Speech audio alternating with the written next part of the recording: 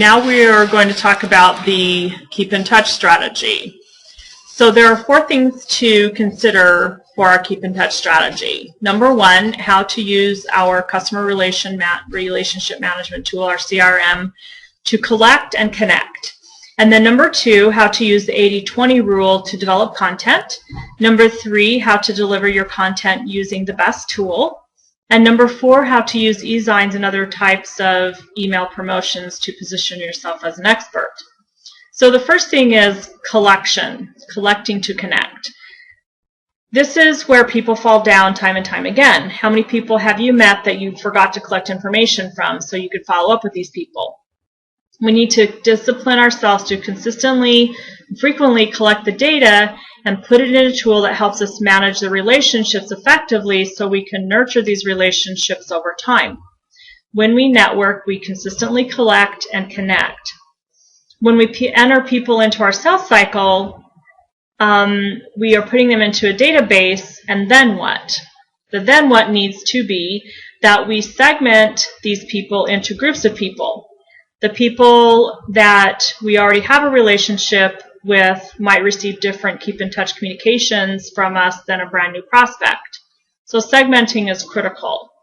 Sometimes we do a brilliant job of collecting, but then we forget to connect, and we forget to connect consistently and frequently over time. It is where most of us fall down. We need to reach out to people and continue to stay in touch with them in a meaningful and purposeful way. We need to know why we're keeping in touch, to what end. Knowing why, what our ultimate intention is, will help us craft a solid and meaningful keep in touch strategy. And we need to do it in a way that feels comfortable to us and also attractive to the people that we serve. We need to be able to track them through the sales cycle so we can build trust in the process. And so this is the point of the tools that we will use. Pick a system and use it. How many people do you need relationships with to get booked solid? Probably not as many as we might think. It's more about our using the system than even the breadth of the system. If we're going to be selling informational products that requires a lot of interaction with our potential clients, then a CRM that has better sequencing ability would probably make most sense for us. But we can use a simple CRM system as well. It is about picking it, learning it, and then using it. So research quickly and make a decision. Using an automated email marketing system such as MailChimp is perfectly fine if you aren't going to be potentially selling a lot of informational products that requires a lot of sequencing through the process. But try to make a good decision when choosing so you don't have to relearn and re-implement. But again, the most important thing is to research quickly, make a decision, and then start using the system. Secondly, we use our 80-20 rule. And our 80-20 rule is simply this, that 80% of our Keep in Touch should be free experiences for our potential and current clients, opportunities and valuable information providing. And then 20% should be sales offerings. So it's just exactly the opposite of what one might think. In this way, we are always finding ourselves in a place of service and trusting that those that we are meant to serve will find their way to us. We will find our way to them, and we will have plenty of content to help as we are serving them. So you need to know a system for keeping in touch in an orderly, manageable fashion. So now that you have settled on that, what kind of information do you share? What should you share in this 80-20 experience? First, using this strategy, generally your existing clientele will appreciate what you're offering as long as it is relevant. So relevancy is what it's all about. The more relevant you are, the more people pay attention. The more they pay attention, the more popular you are. The more popular you are, the more people pay attention. So it just kind of goes in a cycle. And then the more relevant we are, the more people are paying attention, the more we can make sales offers that are proportionate to the amount of trust we have earned, and then we book more business.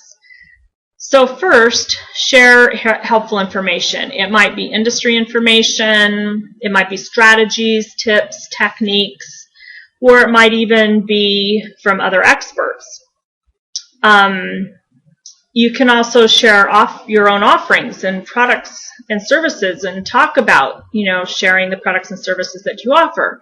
But remember the 80-20 rule again, that even if you're sharing this, that you aren't always trying to make a sales offer, that 80% of what you're sharing is just purely informational, and even in that, 20% would be sales offer oriented.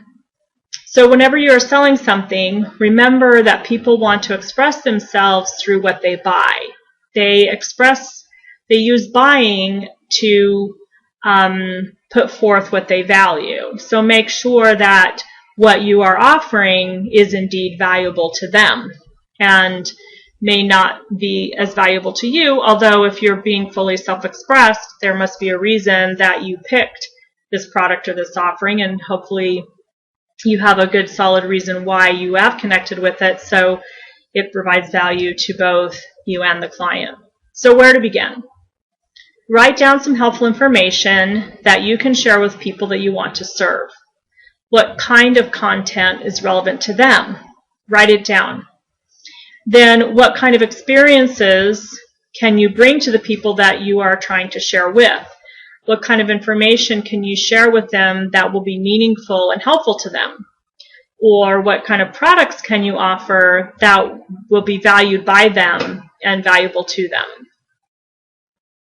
Then your communication through email newsletters is actually probably the best place to start. A lot of people think that you should start with social media, and the truth is that while social media is a great tool for capturing information so you can do follow-up, it is not a great place to convert people into moving them further along your sales cycle process. Remember, though, that if you're gathering names from social media, it doesn't give you the right to just automatically put them in your newsletter list. That's still called spamming. You need to give them an opportunity to reply or respond to your question of adding them to your newsletter list. Communicate one way with clients and another way with leads and another way with colleagues or strategic alliances. Probably makes the most sense. This is why segmentation is so important. And you can also use e-zines to build your community. But the most important thing to remember is to make sure you are reaching out every single day. So you're going to, in summary, use a CRM to collect and connect. You're going to use the 80-20 rule to develop content. 80% will be free information sharing, and 20% will be sales driven. 3, you will deliver your content using the best tool that you will use, and the best tool is the one that you will use. And the number 4 is that you will use e-zines and other types of email promotions to position yourself as an expert and therefore bring more people into your sales cycle, and then you are one step closer to becoming booked solid.